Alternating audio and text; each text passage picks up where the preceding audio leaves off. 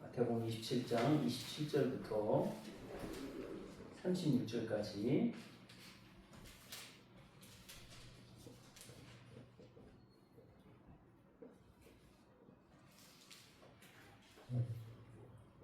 교독으로 봉독합니다. 총독의 병사들이 예수를 총독 관저로 끌고 들어가서 온 부대를 다 그의 앞에 불러 모았다. 그리고 예수의 옷을 벗기고 주홍색 걸친 옷을 걸치게 한 다음에 가시로 면류관을 엮어 그의 머리에 씌우고 그의 오른손에 갈대를 들게 하였다. 그리고 그분 앞에 무릎을 꿇고 유대인의 왕 만세하고 말하면서 그를 희롱하였다. 또 그들은 그에게 침을 뱉고 갈대를 빼앗아서 머리를 쳤다. 이렇게 희롱한 다음에 그들은 주홍옷을 벗기고 그의 옷을 도로 입혔다. 그리고 십자가에 못 박으려고 그를 끌고 나갔다. 그들은 나가다가 시몬이라는 구레네 사람을 만나서 강제로 예수의 십자가를 지고 가게 하였다. 그들은 골고다 곧 해골곳이라는 곳에 이르러서 포도주의 수레를 타서 예수께 드려서 마시게 하셨으나 그는 그 맛을 보시고는 마시려고 하지 않으셨다. 그들은 예수를 십자가에 못 박고 나서 제비를 뽑아서 그의 옷을 나누어 가졌다. 그리고 거기에 앉아서 그를 지키고 있었다. 아멘. 오늘은 우리 김주희 전사님 나오셔서 하나님 말씀 전하실 때 은혜 시간 되시길 바랍니다. 아멘.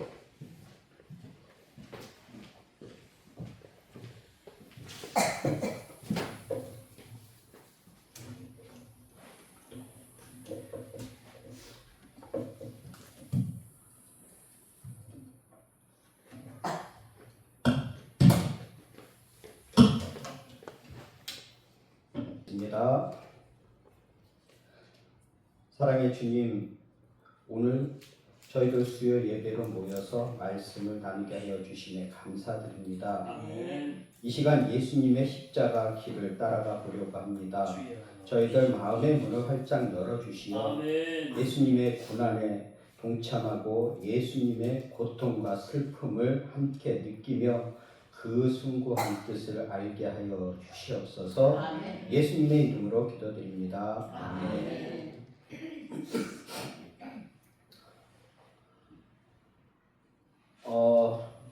우리는 일생을 살아가면서 죽기 전 꼭 해보고 싶은 그 버킷 리스트를 한두 가지씩 가지고 있죠. 그 중에 하나가 스페인 산티아고 순례길을 가는 것일 겁니다. 매년 20만 명 이상이 찾는 이 순례 여행지는 종교적인 이유뿐만 아니라 개인적인 사색, 여행, 트레킹 등 다양한 이유로 많은 이들에게 사랑을 받고 있죠. 특히 시니어 세대뿐만 아니라 젊은 세대에게도 산티아고 순례길은 꼭 가봐야 할 여행지로 자리 잡았습니다. 하지만 순례길을 대하는 태도는 세대에 따라 좀 다른 것 같죠. 젊은 층은 배낭여행이나 어학연수의 필수 코스처럼 여기는 반면 시니어들은 자신에게 휴식을 주기 위한 여행이나 이제야 떠날 수 있는 장소로 생각하는 경향이 있습니다. 산티아고 순례길은 예수님의 12 제자 중 한 명인 사도 야고보가 예루살렘에서 순교한 후 그의 무덤이 이제 스페인 갈리시아 지역에 모셔진 것을 기념하기 위해 시작된 길이라고 합니다. 하지만 우리는 오늘 사순절 기간을 맞아서 성도로서 산티아고 길이 아닌 예수님이 십자가를 지시고 걸으셨던 예수님의 고난의 십자가 길을 함께 걸어보겠습니다. 예루살렘에는 비아 돌로로사라는 길이 있는데요. 이 길은 빌라도가 예수님을 재판했던 법정에서부터 골고다에 이르는 약 800m가 되는 길을 가리키는 라틴어입니다. 비아는 길을 뜻하고 돌로로사는 슬픔, 고난을 뜻하는데요. 그래서 비아 돌로로사라는 말의 뜻은 고난의 길인 것이죠. 예수님께서 몸소 십자가를 지시고 성 밖으로 나가 골고다라는 처형장으로 가신 그 길을 가리키는 말입니다. 다른 말로는 십자가의 길이라고도 합니다. 물론 지금의 비아 돌로로사가 2000년 전의 그 길인가 하는 물음은 정확히 답할 수 없다고 합니다. 그러나 분명한 것은 그리스도인들은 이 길을 통해서 예수 그리스도가 십자가를 지셨던 그 고난의 길과 의미를 만나게 된다는 것이죠. 이 길은 그 성지 순례자들을 위해서 빌라도의 법정 자리를 제1지점으로 하여 골고다 언덕 정상을 제14 지점으로 계속 이어지고 있는데요. 예수님이 십자가를 지고 걸으신 이 길은 지금은 양쪽에 상점들이 빽빽하게 들어차서 마치 우리 서울의 남대문 시장을 방불케 한다고 합니다. 주님이 걸어가신 비아 돌로로사, 즉 고난의 길, 십자가의 길을 걸어보고 회상하며 오늘 그 뜻을 생각해 보겠습니다. 예수님은 첫 번째 처소인 빌라도 법정에서 사형 선고를 받으시는데요. 이곳은 로마 군병 숙소가 있었던 곳으로 추정되는 안토니오 요새 자리입니다. 이른 아침부터 이 광경을 보려고 엄청난 인파가 몰려옵니다. 예수님은 빌라도 법정에서 조롱과 사형을 선고받으시죠. 두 번째 처소에서 십자가를 지십니다. 빌라도에게 사형 선고를 받으신 후 실제로 십자가를 등에 진 여정이 시작되는데요.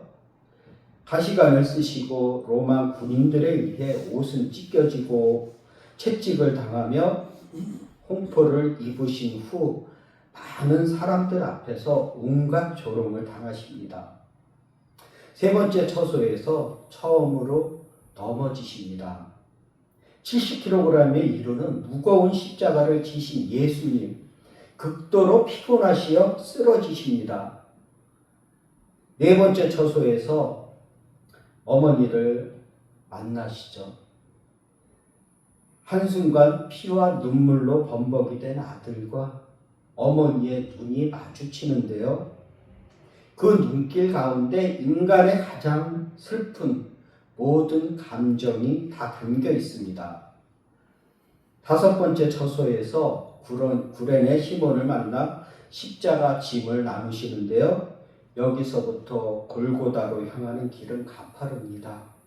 험난한 십자가 여정의 고통은 이제 배 이상 더해지며 더 이상 앞으로 나갈 걸음을 못 대십니다.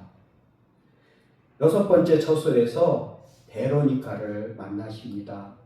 이제 비아 돌로로사 길은 더욱 좁아지면서 언덕을 만났는데요. 베로니카는 그녀의 집 앞을 지나시는 피로 얼룩진 예수님의 얼굴을 수건으로 닦습니다. 로마 군인의 채찍에 맞을지도 모르는 위험한 일을, 대담한 일을 한 것이죠. 그 자상한 손길 덕분에 극도로 지친 예수님의 얼굴에 잠시 고통이 사라집니다. 일곱 번째 처소에서 두 번째 쓰러지십니다. 이제 예루살렘 성 밖으로 나가는 관문에 도착하시는데요.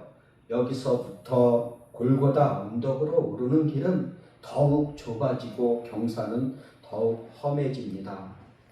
여덟 번째 처소에서 예루살렘의 여인들을 위로하십니다. 성문을 떠나 몇 걸음 더 가면 갈보리 죽음이 더 가까이 눈앞에 다가옵니다. 이곳에서 고통스러운 십자가 여정을 바라보고 울면서 따르는 예루살렘의 경건한 여인들을 만나십니다. 예루살렘의 딸들아, 나를 위해 울지 말고 너희 자신과 자녀들을 위해 울어라 라고 누가복음 23장 28절에서 말씀하십니다. 아홉 번째 처소에서 세 번째 쓰러지십니다. 이제 굽어지고 경사진 골목길이 나오는데요. 갈수록 더해가는 십자가 무게, 더 이상 견딜 힘이 없으십니다. 이것은 비아 돌로로사 클라이막스 지점이요, 마지막 처소이기도 합니다. 10번째 처소에서 옷벗김을 당하십니다. 이제 밖에서의 비아 돌로로사 여정은 끝이 나고요, 11번째 처소에서 십자가 처형을 당하십니다. 결국 상상할 수 없는 일이 마리아와 군중들 눈앞에서 벌어집니다. 예수님을 십자가에 처참하게 못 박습니다. 세상에서 정말 믿기 힘든 일이 일어납니다. 12번째 처소에서 운명하십니다. 못 박힌 예수님의 십자가 하늘 아래 버림당한 모습으로 서 있습니다. 자신의 몸무게가 스스로 자신을 고문합니다. 고통의 소리가 들립니다. 그리고 한마디 외치시죠. 엘리 엘리 라마 사박다니. 13번째 처소에서 시신으로 옮겨집니다. 운명하신 예수님의 시신을 십자가에서 내리는데요, 이제 모든 게 끝장난 상태이죠. 사람들은 예수님의 시신을 만지고요, 어머니 마리아는 마지막으로 아들의 죽음을 확인합니다. 14번째 처소에서 무덤에 눕히신 후 부활하십니다. 이제 비아 돌로로사 그 여정 마지막 처소에 도달했습니다. 안식일이 다가오자 예수님의 시신은 십자가에서 내립니다. 하지만 시신을 묻을 무덤을 준비하지 못했죠. 그때 경건한 사람 아리마대 요셉이 등장합니다. 가까운 곳에 있는 그의 가족 매장지 동굴을 아낌없이 바칩니다. 우리는 비아 돌로로사 14개 지점을 보았습니다. 이제 우리가 비아 돌로로사가 갖는 의미를 알아보겠습니다. 첫째로 생각할 것은 왜 예수님은 비아 돌로로사로 걸어가셔야 했는가 하는 것입니다. 예수님에게 있어서 비아 돌로로사는 가지 않을 수도 있는 길이었죠. 그렇다고 예수님은 이 길이 좋아서 간 것도 아니고요. 마태복음 26장 39절에 내 아버지여 만일 할만하시거든 이 잔을 내게서 지나가게 하옵소서 하고 기도하시는 장면이 나오는데요. 그렇다면 예수님은 왜 이 고난의 길을 걷게 되셨는가? 그것이 하나님의 뜻이기 때문입니다. 예수님은 자신이 십자가의 길을 가는 것이 하나님의 뜻임을 분명히 아셨습니다. 예수님이 원하시는 것은 결코 비아 돌로로사라는 고난의 길은 아니었죠. 될 수 있으면 이 길을 피하고 싶으셨어요. 그러나 하나님의 뜻은 예수님께서 대속의 십자가를 지시는 것이었습니다. 예수님 자신의 뜻과 하나님의 뜻이 서로 대치되었던 것이죠. 이때 예수님은 자신의 뜻을 버리셨습니다. 그리고 예수님은 하나님의 뜻을 자원하여 십자가를 지셨습니다. 십자가를 지신 것이 아니라 예수님이 자원한 것은 십자가가 아닌 하나님의 뜻이었습니다. 우리도 하나님의 뜻을 따를 때 억지로 하지 말고 기꺼이 하나님의 뜻을 따르기를 원합니다. 이것이 하나님이 원하시는 것입니다. 둘째로 생각할 것은 비아 돌로로사의 고난은 특이한 것이라는 점이죠. 예수님의 고난은 육체적, 정신적 고통뿐만 아니라 영적으로도 고통을 당하셨다는 것이죠. 비아 돌로로사는 육체적으로 너무 고통스러운 길이었습니다. 예수님은 쇠붙이나 동물의 뼈가 붙어있는 가죽 채찍을 맞았습니다. 한번 채찍을 칠 때마다 살점이 튀는 무서운 채찍을 맞으셨죠. 머리엔 가시로 엮은 면류관이 꽉 조여오며 고통을 더합니다. 무거운 십자가를 끌고 언덕을 올라가야 했습니다. 마침내 양손과 양발에 못이 박힌 채 십자가에 높이 달리셨습니다. 십자가에 달리면 대개 사흘 정도 버틴다고 하는데요. 그런데 예수님은 이미 채찍으로 몰골이 망가져 사람이라고 할 수 없는 사색을 띠셨어요. 예수님은 십자가에서 6시간 동안 고통을 겪으시다가 운명하셨습니다. 이 고통을 우리는 상상이나 할 수 있겠습니까? 또한 비아 돌로로사는 정신적으로도 고통스러운 길이었죠.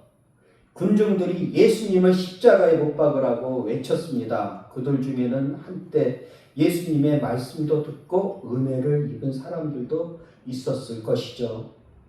비록 그들이 예수님을 비난하지는 않았을지라도 침묵하고 있었을 것입니다. 군중들이 예수님을 배반했습니다. 그리고 3년 동안 가르치고 훈련시킨 사랑하는 제자들도 배반하고 도망갔습니다. 사랑했던 사람들로부터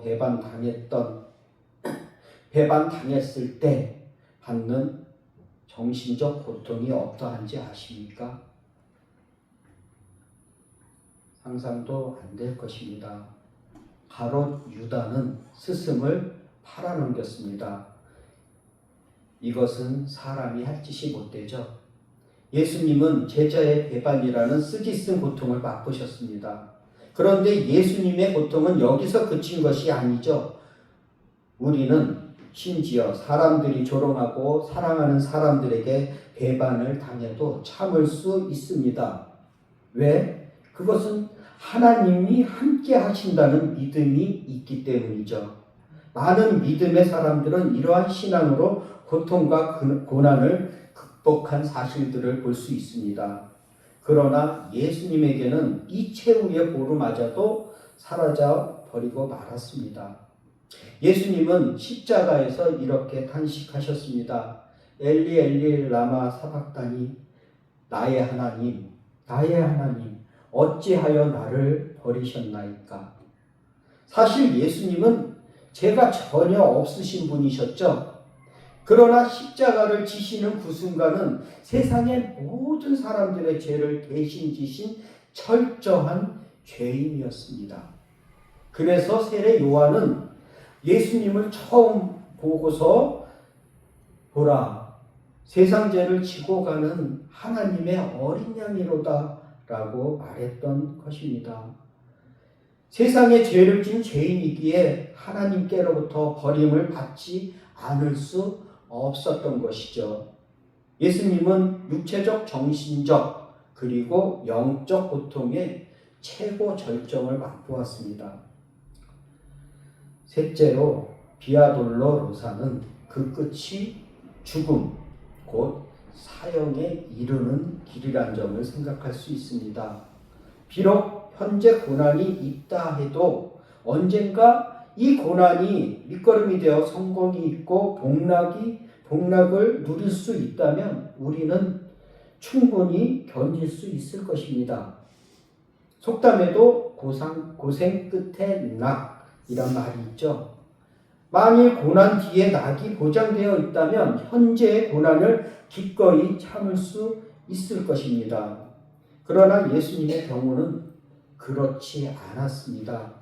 그 고생의 끝에는 죽음이 기다리고 있었습니다. 이 슬픔의 길, 고난의 길 끝에 잔인한 사형대가 준비되어 있고 죽음이 그 검은 미소를 띠고 기다리고 있었다는 것입니다.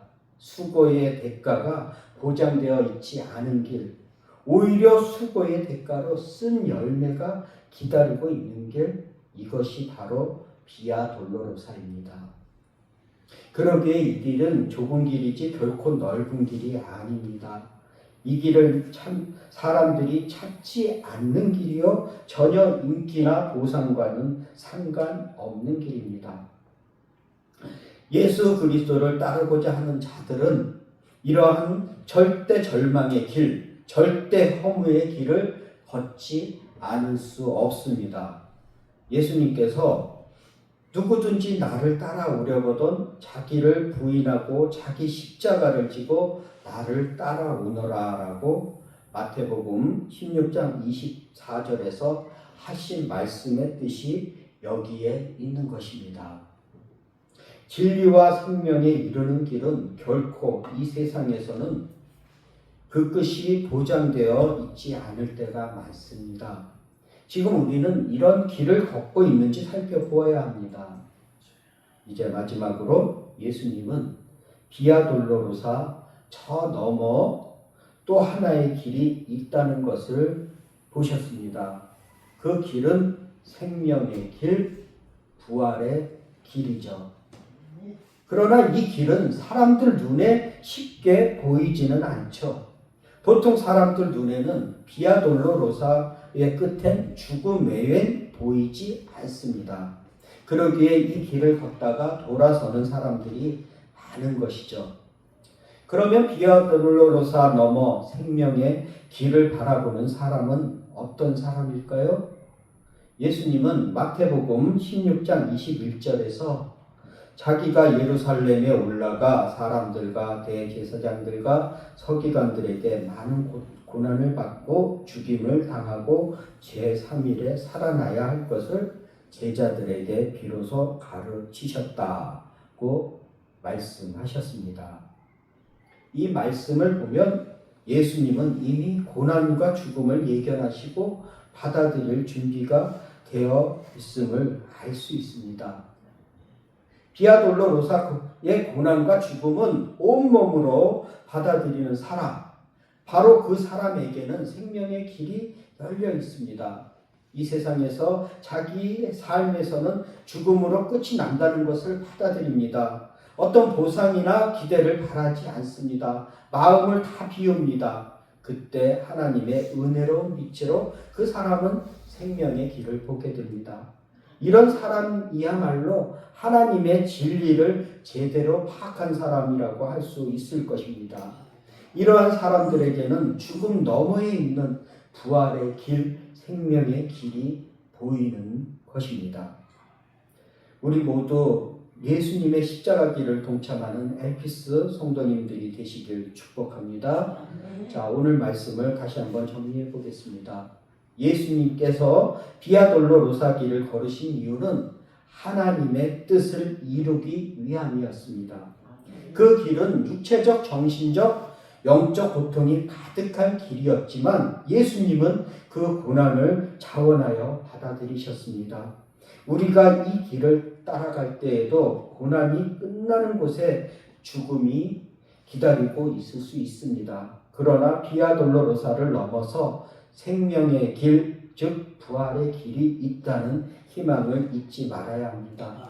우리는 고난의 길을 걸으며 세상의 보상이나 기대 없이 하나님의 뜻을 따르는 삶을 살아가야 합니다. 그렇게 할 때 우리는 하나님의 은혜로운 빛을 발견하고 부활의 길이 열리는 것을 경험할 것입니다. 따라서 우리 모두가 예수님의 십자가 길을 따라가며 그 고난 속에서도 생명의 길을 바라보는 엘피스 교회 모든 믿음의 성도님들이 되시기를 기도합니다. 반드시 하나님께서 우리 왕이 되시어 우리 모두를 이끌어 주실 것입니다. 아멘. 자, 기도드리겠습니다. 사랑의 하나님, 오늘 이 시간 저희는 주님께서 걸으신 고난의 길 비아 돌로로사를 함께 묵상하였습니다. 우리의 구원을 위해 자신을 희생하신 예수님의 사랑과 고통을 깊이 새기게 하여 주시니 감사합니다. 주님께서 겪으신 그 모든 고난이 우리의 죄를 대신하시기 위한 것임을 잊지 않게 하시고 그 사랑을 따라 삶을 살아갈 수 있도록 인도하여 주시옵소서. 저희가 이 세상에서 마주하는 고난과 시련이 결코 헛되지 않음을 깨닫게 하시고 고난 뒤에 주시는 부활의 소망을 바라보며 힘을 내게 하여 주시옵소서. 우리가 예수님의 발자취를 따르며 주님의 뜻을 이루어가는 삶을 살아가게 하여 주시고 이 시간 함께한 모두 성도님들의 마음과 삶에 주님의 은혜와 평강이 가득하기를 기도드리며 예수님의 이름으로 기도합니다. 아멘. 네, 시간 우리 함께 기도할 텐데요. 오늘은 연합 기도를 먼저 하고 그다음에 개인 기도를 할 텐데 두 가지 기도 제목을 놓고 우리 함께 기도하겠습니다.